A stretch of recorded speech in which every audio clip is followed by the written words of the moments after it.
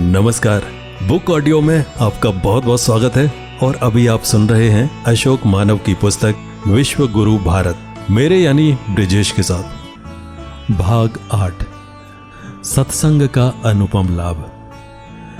एक बार जब विश्वामित्र जी के यहाँ मुनि वशिष्ठ पधारे तो उनका अतिथि सत्कार कर उन्हें विदा करते समय मुनि वशिष्ठ जी को उन्होंने 10,000 यज्ञ का फल प्रदान किया।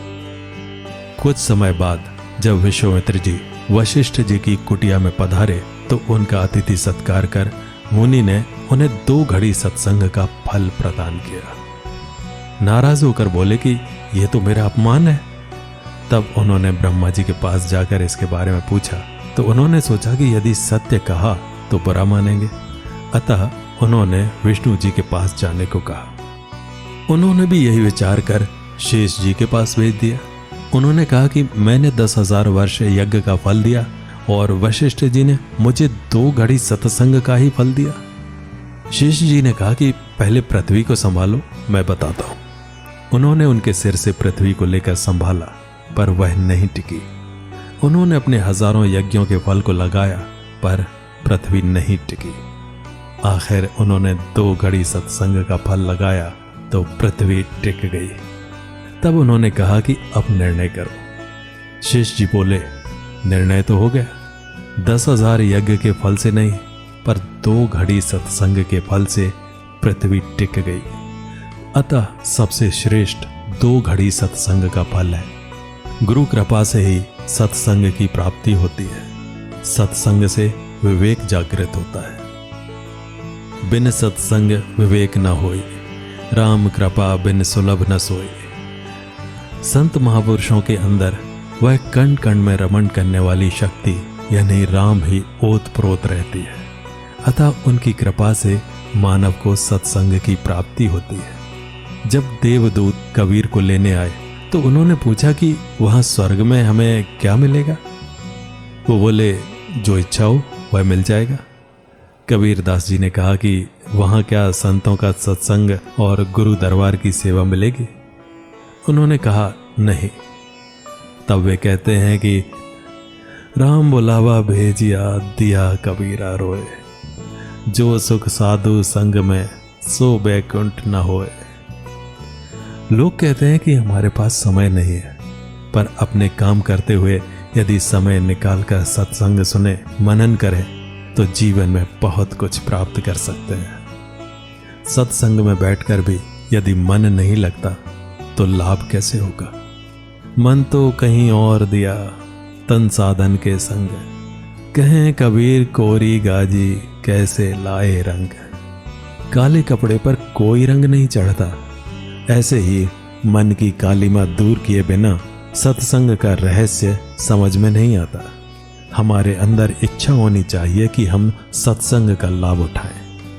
जो विवेकी भक्त होता है वह अन्य कार्यों के साथ अपने आत्म कल्याण हेतु सत्संग सेवा के लिए भी समय निकाल लेता है। जीवन में जब सुख के बाद दुख आता है तो व्यक्ति दुखी होता है, पर अपने कर्मों के अनुसार ही सबको फल मिलता है। सुख में व्यक्ति ईश्वर को भूल जाता है।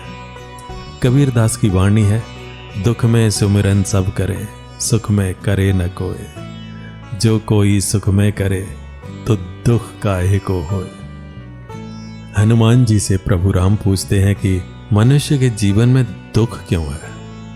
हनुमान जी कहते हैं कि जो आपके सुमिरन सेवा भक्ति में मन लगाता है, सत्संग कीर्तन सुनता और करता है, उसके जीवन में दुख नहीं होता। समर्थ सद्गुरु की दया से जिज्ञासु व्यक्ति महान ज्ञान प्राप्त करता है।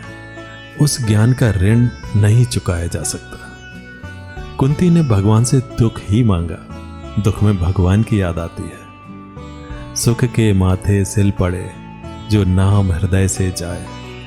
बलिहारी व दुख की, जो पल पल नाम रटाए।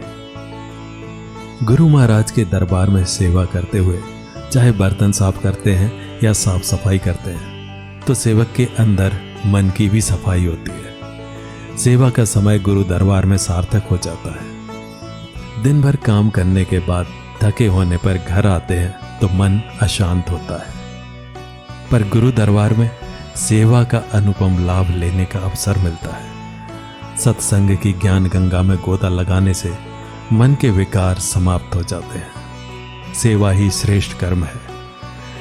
सेवक सेवा भाव बिन भवना तरही और गारे, भजऊं राम पद पंकज अस सिद्धांत विचारे। किसी कामना के बिना सेवा करते हैं तो हमारा आत्म कल्याण होता है। भगवान ने निष्काम भक्ति करने के लिए समझाया है।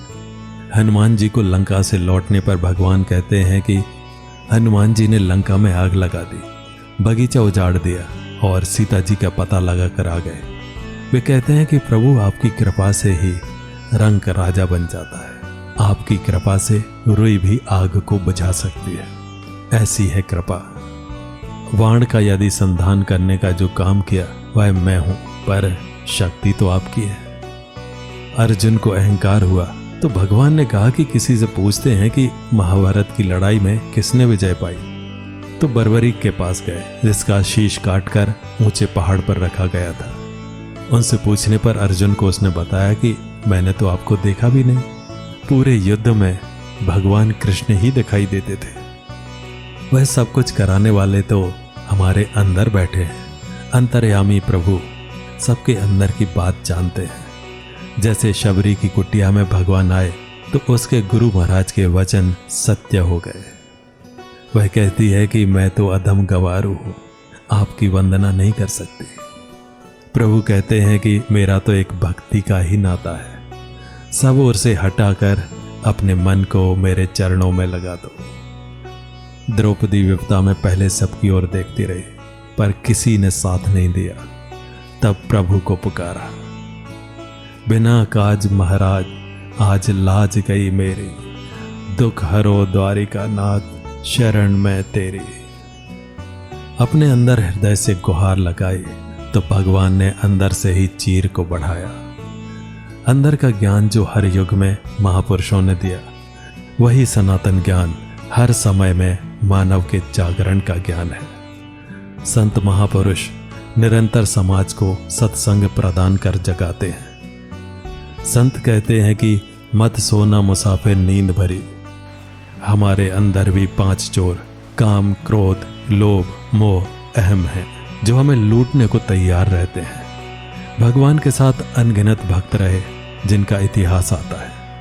उपमन्यु ने केवल अपने गुरु महाराज की गाय चराने की सेवा की थी। उनको वेदों का ज्ञान हो गया। गुरु सेवा का उत्तम कर्म करने का अनुपम फल अवश्य मिलेगा।